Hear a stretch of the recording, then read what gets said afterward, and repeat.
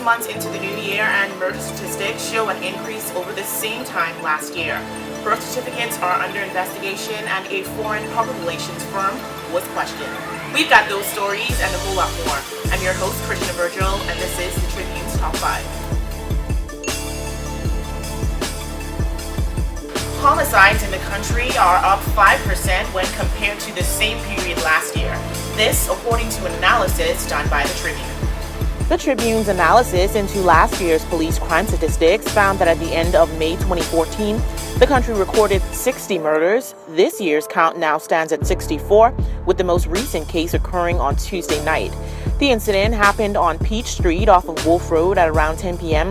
as the victim visited his girlfriend. The victim has been identified by police as Vance Frankie Finellis. Another murder happened in Yellow Elder Gardens on Friday night. According to police, shortly after 9 p.m. when the victim was walking in a park off of Graham Drive in Yellow Elder Gardens. He was one of 5 people murdered in separate incidents last week. F&M leader Dr. Hubert Minnis was contacted by the Tribune, and he said the government is missing the point on crime.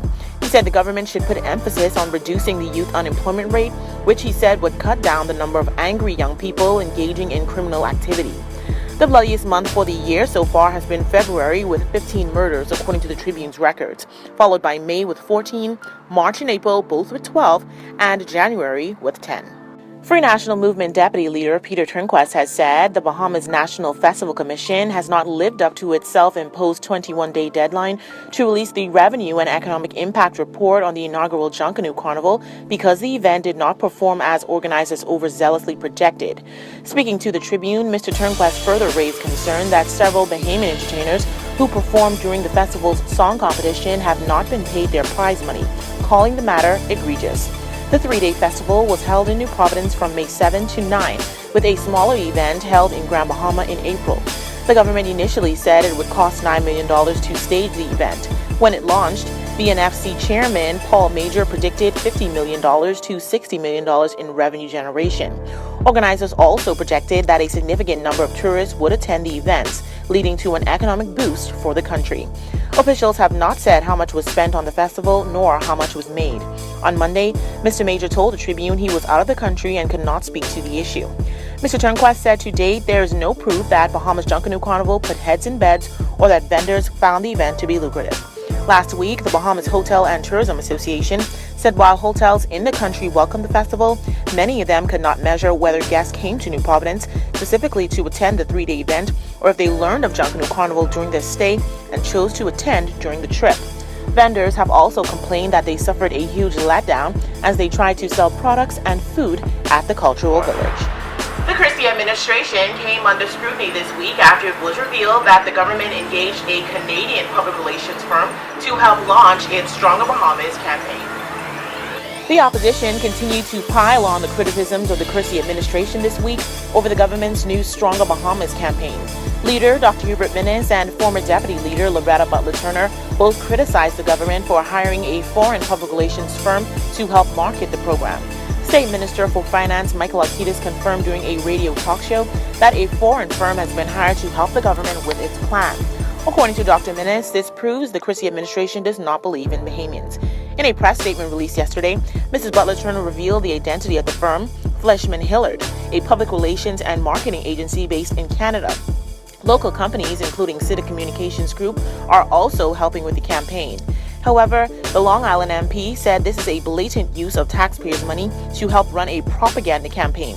As she questioned how much the Canadian firm is being paid, she said, quote, "The use of a foreign firm in such an effort in no way helps to make the Bahamas stronger. Instead, it sends money overseas that should have remained in the Bahamas, putting Bahamians first, circulating money in our local economy. This is yet another shameful abuse of the public purse by the PLP. The PLP's latest propaganda effort uses government funds to run broadcast and print ads, as well as to develop and maintain a website to push PLP propaganda," end quote. Stronger Bahamas was scheduled for an official launch at the Melia Hotel on Monday night with food, drink, and live entertainment, but it was postponed due to Prime Minister Craig Christie's travel schedule. However, the Tribune obtained a memo outlining talking points for the initiative sent to cabinet ministers and MPs. At the bottom of the memo, politicians were urged to contact a representative of Fleshman Hillard on a local cell phone number if they have any questions. The operations of the 52-week job initiative program implemented under the previous Ingram administration have been found severely deficient, which created an environment highly vulnerable to fraud, an audit of the program has revealed. The 2012-2013 report executed by Auditor General Terence Bastian revealed that the Ministry of Finance did not undertake any on-site inspections of participating businesses to determine their legitimacy. In addition, the ministry did not verify whether those businesses had current business licenses or whether their National Insurance Board contributions were current, the report said. This exposed the possibility, the report read, that some entities were operating illegally and uncollected revenue may be due to the government and the National Insurance Board.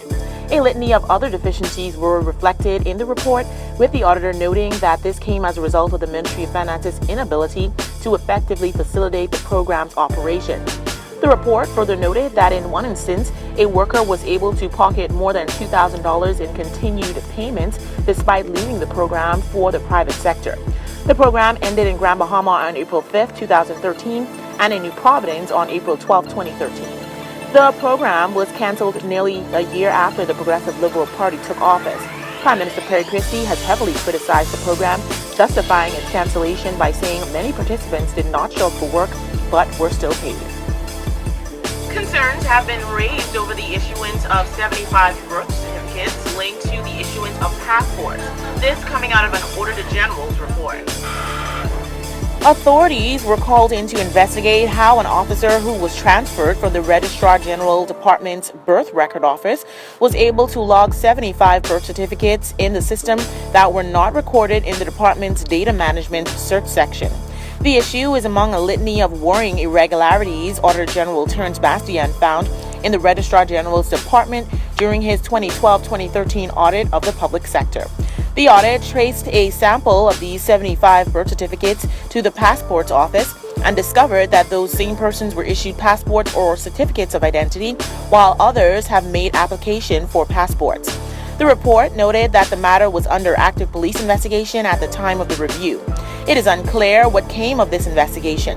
The auditor's scope of reference, including births registered from April 2012 to April 2013.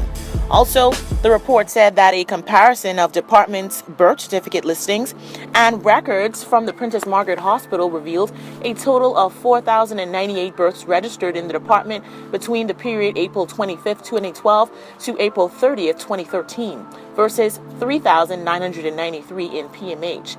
The report also said that a number of persons received search cards despite having received a negative letter of proof of birth from PMH. According to the audit, the negative letter states that PMH cannot positively certify that the person gave birth to a live baby on the maternity ward of the PMH. However, the report noted that a voter's card, school letter, baptismal certificate, or immunization card was used to obtain the search card. Additionally, the report stated that persons born before July 1, 1966 could use a voter's card in order to receive a search card. However, officials noted that persons who did not have a birth certificate and requested a search card were able to obtain a passport and subsequently a voter's card. Officials further noted that the voter's card was used to secure a search card. After 3 years of age, a child cannot be registered for a birth certificate, according to the government's website. However, a pink card or search card can be issued, which, along with a sworn affidavit, will be accepted in the absence of a birth certificate.